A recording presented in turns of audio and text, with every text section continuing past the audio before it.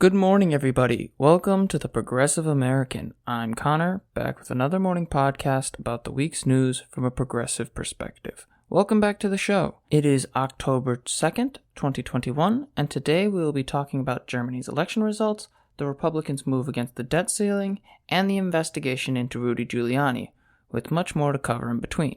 With that out of the way, let's jump into it. Now, consistent watchers of the show will know that I have been covering the German elections and branching out to explain the importance of German elections in international relations. With Angela Merkel leaving office, the Christian Democratic Union, Merkel's party, has to struggle to try and win back seats and hopefully keep the chancellorship. However, after the election results this week, that is unlikely. The Social Democratic Party, the main source of center-left opposition, has won a plurality of the seats in the election and is likely to determine the government structure of Germany. With the SPD winning 28% of the vote to the CDU's 26.7%, the SPD's likelihood of building a coalition is strong but tenuous. With smaller parties also gaining seats in the parliament, they will likely demand things from the major parties to form a coalition, which could mean that the chancellorship remains up for grabs. Now, I tend to lean towards the social democratic side of things for those familiar with my politics, usually with some liberal tendencies. But what's interesting here is that the SPD, while not hostile to the United States, has some opposition to NATO, which may undermine the Biden administration's goal of re-establishing the old international order with the United States at the head. Now, however, the German election and the SPD make that difficult. And I think that is something that the Biden administration is going to have to get used to. You don't go from the confrontational style of Donald Trump to Biden and expect the old ways to remain after everything that happened. What is happening in Germany is true worldwide. America has to learn to work with, not over other nations as it used to. And despite what Republicans may claim, this is not because Biden is leading.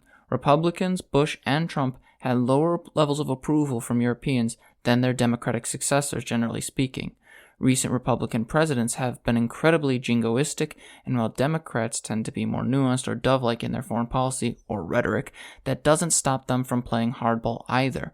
So when it comes to American foreign policy, countries are starting to realize that the United States can't control everything and might assert themselves as a matter of self-reliance. Already, French President Emmanuel Macron has argued that the nations of Europe should establish themselves as independent from America, though France is currently bitter over a submarine deal that the U.S. beat them out of. That said, if Biden is to reestablish the United States and its influence, he will have to learn to see American interests as dependent upon cooperation and not on power. In more domestic news, we now turn to the debt ceiling vote that has been up for debate among Republicans and Democrats. On Tuesday, Treasury Secretary Janet Yellen warned that the United States would run out of ways to avoid breaching the debt ceiling, thus causing the United States to default on its debt for the first time in history. Hours later, Republicans blocked an effort by the Democrats to lift said ceiling. Now, the United States spends more than it receives in revenue, and while some may believe that that debt is owed to China, the truth is that we owe that money to ourselves. Most of the debt that we owe is interagency debt and money spent for public services. Now, because Republicans have blocked the debt ceiling rise, there is a risk of us defaulting on our debts by October 18th. This means that if the U.S. fails to raise its debt ceiling by that date, we could see interest rates explode, the U.S. currency fail, and lose its respect in the global economy.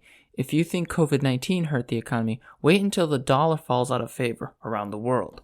Republicans like Mitch McConnell are doing this because they want to force Democrats to go through the budget reconciliation process to make this a partisan issue.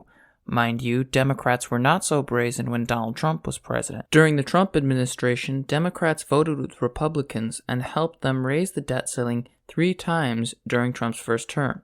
So clearly, there is a sense that it is a part of basic policy maintenance.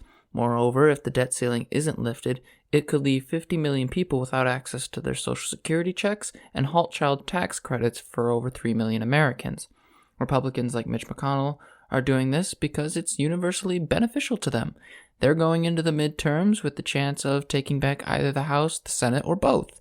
And they know that if they do this, they can complain about Democrats being partisan and refusing to come to the table, even though they rejected the one measure that would keep things running. And as much as I want to blame the Democrats for not striking hard and just moving into it, The fact that Republicans are willing to hold the well-being of millions of people hostage for the sake of the midterm elections astounds me. And this is why I say that the attitude that says the two parties are the same is so wrong. Here we have two major parties that understand that their voters will get seriously hurt if they don't raise the debt ceiling soon.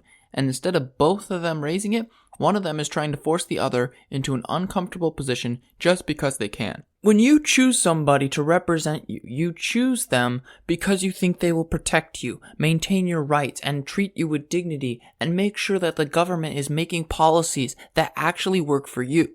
But here we have Republicans who claim to represent the will and well-being of the people are actively threatening the well-being of their voters just because it'll help them get more seats in the upcoming elections. Now, I don't know about you, but that seems to me like an attempt to make human life, human dignity, optional. And that's just not acceptable.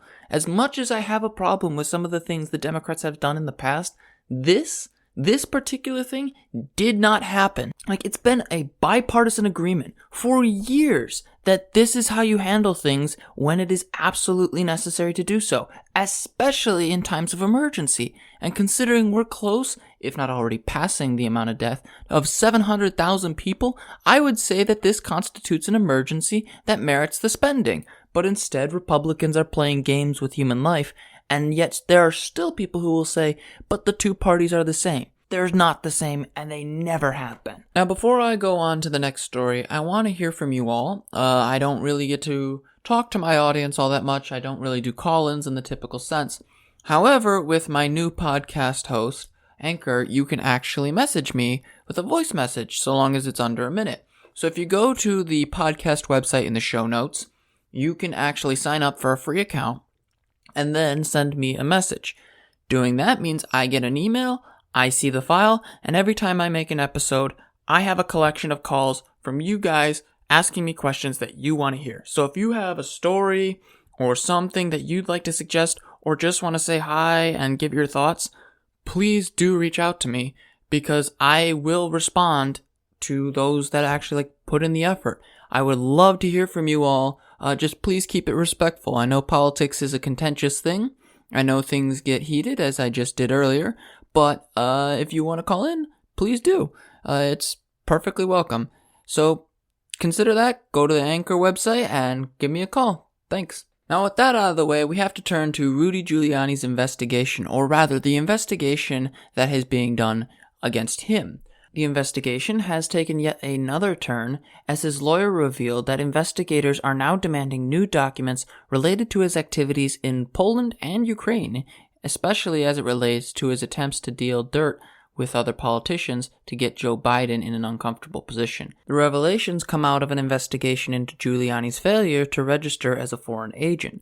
Prosecutors are trying to examine some of the following things: his communications with 12 unidentified individuals, evidence relating to former U.S. Ambassador to Ukraine, Marie Yovanovitch, and evidence that Giuliani knew he was breaking the law when he failed to register as a foreign agent, as required under FARA. Now, for the longest time, many of these investigations around Trump's allies, like Giuliani, were of prominent news. They were in the public eye. And now, as the investigations move forward and as they take time, they're falling out of public eye.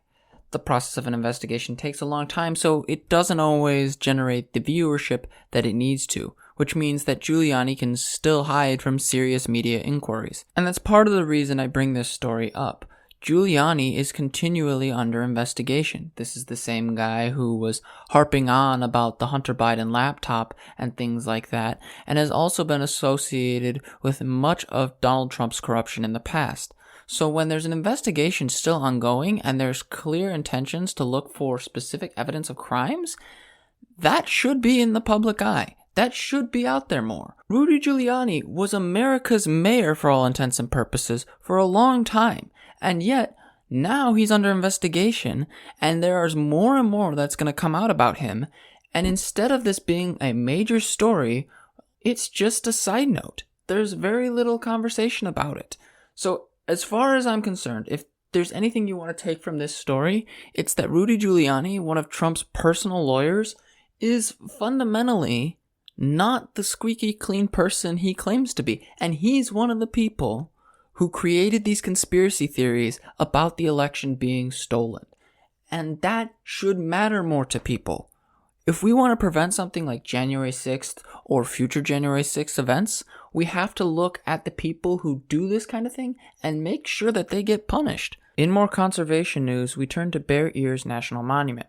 Those familiar with the Trump administration's approach to conservation policy will know that the Trump administration shrunk the monument's protections over the objections of the indigenous peoples. On Tuesday, the Hopi and Navajo tribes wrote a letter to the Biden administration asking him to restore those protections. The letter explains that each day that passes without national monument protection for numerous sacred sites and irreplaceable cultural resources risks desecration, looting, vandalism, and misinformed visitation to an area that contains the exact kind of antiquities that inspired the creation of the Antiquities Act. These artifacts are considered by us to be messages by our ancestors meant for us to see and incorporate as lessons into our present. They are literally being erased, end quote. The Biden administration has been criticized for their reluctance to enact that desired change, and I don't blame the activists for pointing that out.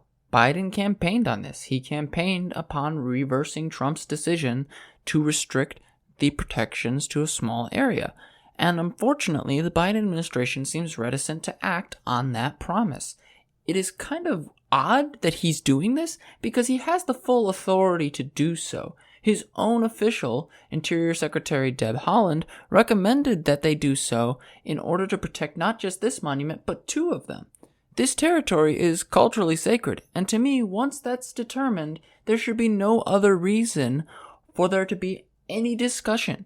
If something is culturally sacred, it is worthy of being preserved, even if it is difficult to do so. If there is anything that is objectively good, it is restoring rights to people who have lost them. The Biden administration has no excuse but to move forward and protect the rights that were taken from them by the Trump administration. Anything less is a failure. In online news, YouTube announced this week that it would begin removing videos promoting misinformation about any given vaccine. Not just COVID-19 vaccines, but all vaccines.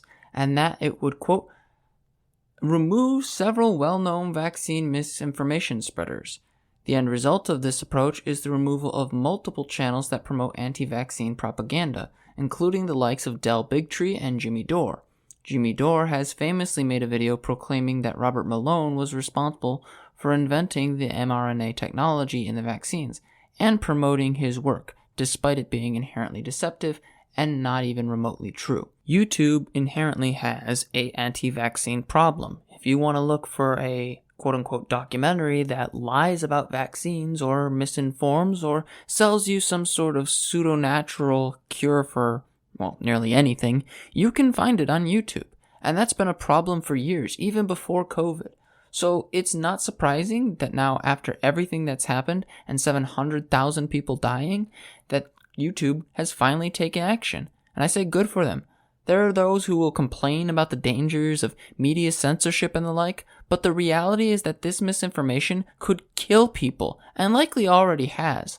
Our vaccination rate is far below what we need to overcome this pandemic, and hypothetical threats of censorship created by the scientifically illiterate do not hold up against the continued death that spreads around this country. I have said it before, and I will say it again. Vaccines should not be optional. It is not acceptable. But even if that were acceptable, we should not tolerate cranks, liars, and God knows what else spreading misinformation online when hundreds of thousands of people are dying and millions of people globally are dying as well. We have lost nearly 5 million people globally to COVID-19. There can be no more games on this. I am not going to weep for any anti-vaxxers who get banned. They deserve it, and anyone who perpetuates their nonsense deserves it too. That's all for this week's episode. Thank you all for joining me. If you enjoyed the episode, feel free to share it with your friends and family. If you want to see more content outside of the podcast, please consider checking out our new website. It is progressive-american.com, and all of my content is there, including this podcast, my YouTube, and my newsletter. If you want to see all my content and talk to me directly, you can also comment there. Thanks again for listening, and I hope you have a wonderful day.